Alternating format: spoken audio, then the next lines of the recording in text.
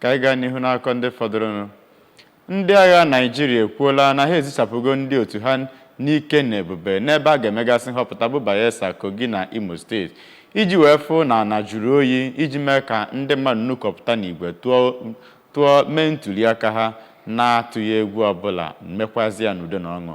Anụta akara eze ABS na Abuja bụ Princess Ekwi Ajide ka kọtọpụla ya akụkọ a.